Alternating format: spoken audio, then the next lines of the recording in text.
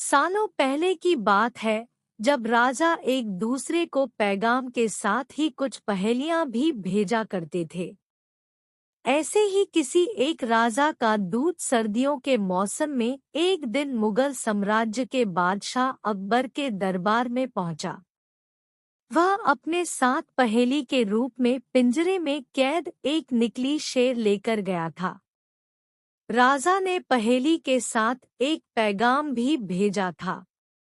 पैगाम में लिखा था कि क्या मुगल राज्य में कोई ऐसा बुद्धिमान है जो पिंजरे और शेर को छुए बिना शेर को बाहर निकाल सके। अब मुगल सम्राट अकबर सोच में पड़ गए कि आखिर शेर और पिंजरे को हाथ लगाए बिना भला शेर को कैसे बाहर निकाला जा सकता है। पहेली के साथ भेजे गए पैगाम में यह भी साफ लिखा था कि पिंजरे से शेर को बाहर निकालने के लिए एक व्यक्ति को एक ही बार मौका मिलेगा। अकबर काफी परेशान हो गए।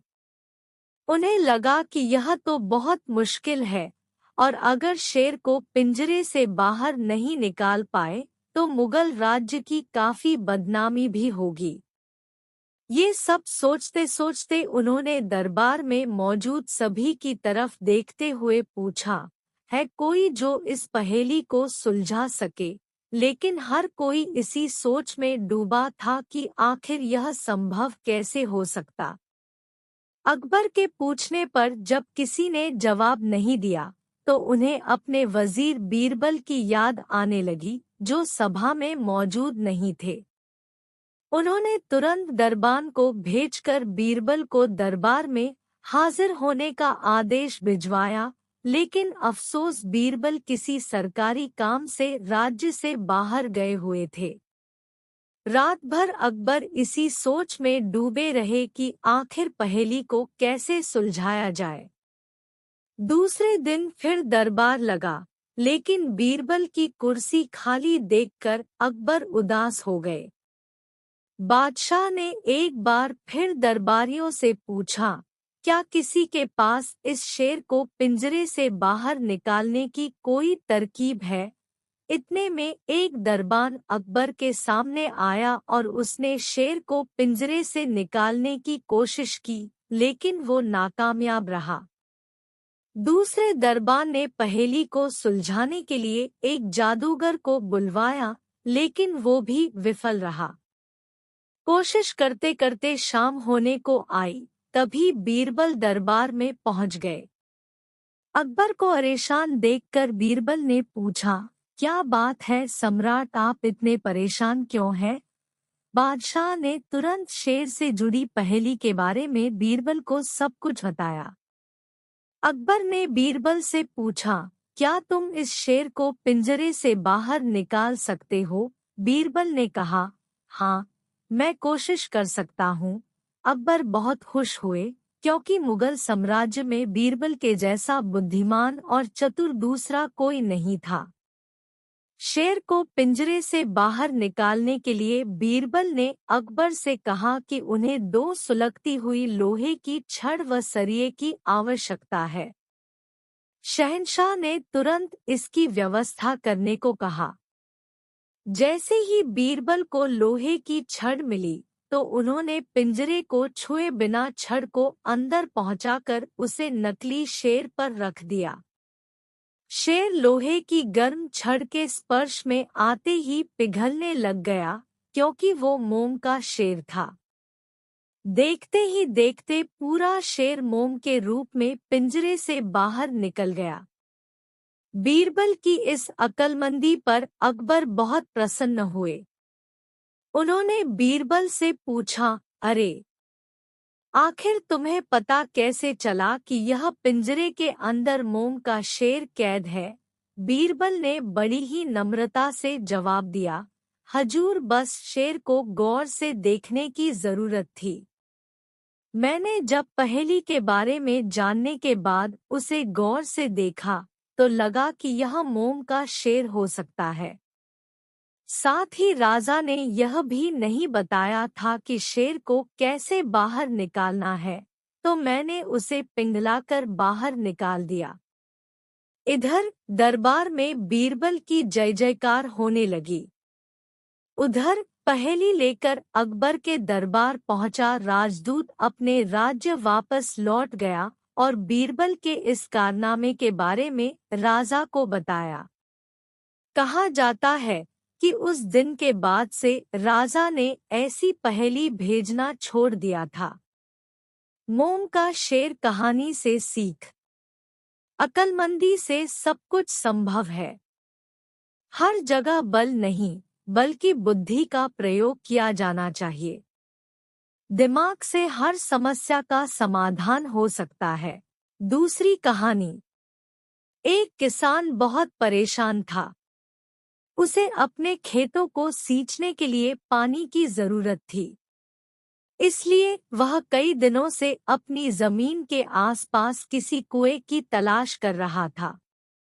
इसी तलाश में वह घूम ही रहा था कि अचानक उसे एक कुआं दिखा। यह कुआं उसके खेतों से बहुत नजदीक था। इसलिए किसान बहुत खुश हुआ। उसने सोचा कि अब उसकी परेशानी खत्म हो गई। यह सोचकर वह खुशी खुशी घर चला गया। अगले दिन वह पानी लेने कुएं पर पहुंचा। जैसे ही उसने कुएं के नजदीक रखी बाल्टी कुएं में डाली, वहां एक आदमी आ धमका। वह किसान से बोला, यह कुआं मेरा है। तुम इससे पानी नहीं ले सकते। अगर तुम इस कुएं से पानी लेना चाहते हो तो तुम्हें इस कुएं को खरीदना होगा। यह बात सुनकर किसान कुछ देर रुका और फिर मन ही मन सोचने लगा कि अगर मैं इस कुएं को खरीद लूं तो मुझे कभी पानी की कमी नहीं होगी और न ही मुझे पानी के लिए इधर-उधर भटकना पड़ेगा। फिर क्या था, दोनों के बीच एक रकम तय हुई। किसान के पास उतने पैसे तो थे नहीं, लेकिन वह यह मौका छोड़ना नहीं चाहता था। इसलिए किसान ने उस आदमी को अगले दिन वह रकम देने का वादा किया और घर की ओर चल दिया। किसान के लिए कुआं खरीदने का यह अच्छा मौका था। इसलिए वह इस काम में जरा भी देर नहीं करना चाहता था। घर पहुंचते ही उसने अपने करीबियों और दोस्तों से इस बारे में बात की और कुएं के लिए तय हुई रकम का इंतजाम करने में जुट गया। थोड़ी भागदौड़ और कोशिश के बाद आखिरकार उसने वह रकम जमा कर ली। अब वह पूरी तरह से निश्चिंत हो चुका था कि उसे कुआं खरीदने से कोई नहीं रोक सकता। जमा हुए पैसों को लेकर वह फिर घर चल दिया। उसे बड़ी बेसब्री से इंतजार था कि कब रात खत्म होगी और वह कुआं खरीदने जाएगा। इसी सोच में वह पूरी रात सो नहीं सका। अगले दिन सुबह होते ही वह कुआं खरीदने निकल पड़ा। उस आदमी के घर पहुंच किसान ने उसके हाथ पर पैसे रखे और कुएं को खरीद लिया। अब तो कुआं किसान का हो गया था, तो फिर उसने पानी निकालने में देर नहीं की। जैसे ही किसान ने कुएं से पानी निकालने के लिए बाल्टी उठाई, उस आदमी ने फिर बोला, ठहरो, तुम इस कुएं से पानी नहीं निकाल सकते हो। मैंने तुम्हें कुआं बेचा है, कुएं का पानी अभी भी मेरा है। किसान मायूस हो गया और न्याय के लिए राजा के दरबार में शिकायत करने पहुंच गया। मालूम है उस राजा का नाम क्या था? राजा अकबर। राजा अकबर ने उस किसान की पूरी कहानी सुनी और फिर उस आदमी को दरबार में बुलाया जिसने वह कुआं बेचा था। राजा का फरमान सुनते ही वह आदमी भागा भागा दरबार में हाजिर हो गया। राजा ने उससे पूछा, जब तुमने इस किसान को अपना कुआं बेच दिया तो फिर इसे पानी क्यों नहीं लेने दे रहे हो? आदमी बोला, महाराज, मैंने इसे केवल कुआं बेचा था, पानी नहीं। यह बात सुनकर राजा भी सोच में पड़ गए। उन्होंने कहा कि बात तो यह पते की कह रहा है, कुआं बेचा है, पानी तो नहीं। काफी देर सोचने के बाद जब इस समस्या को सुलझाने में वह नाकाम हो गए तो उन्होंने बीरबल को बुलाया। बीरबल बहुत ही बुद्धिमान था, इसलिए राजा अकबर किसी भी मामले पर फैसला लेने से पहले उसकी राय जरूर लेते थे। बीरबल ने एक बार फिर दोनों से उनकी समस्या पूछी। पूरी बात जानने के बाद बीरबल ने उस आदमी से कहा, ठीक है, तुमने कुआं बेचा, पानी नहीं। फिर तुम्हारा पानी किसान के कुएं में क्या कर रहा है? कुआं तुम्हारा नहीं है, फौरन अपने पानी को कुएं से बाहर निकालो। बीरबल का इतना कहते ही उस आदमी को समझ आ गया कि अब उसकी चालाकी किसी काम नहीं आने वाली। उसने राजा से फौरन माफी मांगी और माना कि कुएं के साथ उसके पानी पर भी किसान का पूरा अधिकार है। यह देखकर राजा अकबर ने बीरबल की बुद्धिमानी की तारीफ की और कुआं बेचने वाले आदमी पर धोखेबाजी के लिए जुर्माना लगाया। कहानी से सीख। किसान और कुएं की कहानी से पता चलता है कि अपने आप को दूसरे से अधिक चालाक नहीं समझना चाहिए।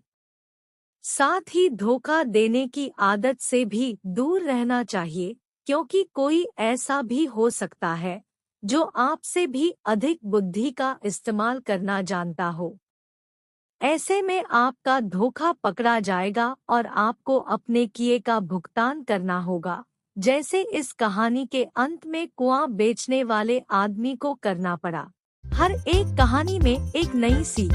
सब्सक्राइब करें स्टोरी 06।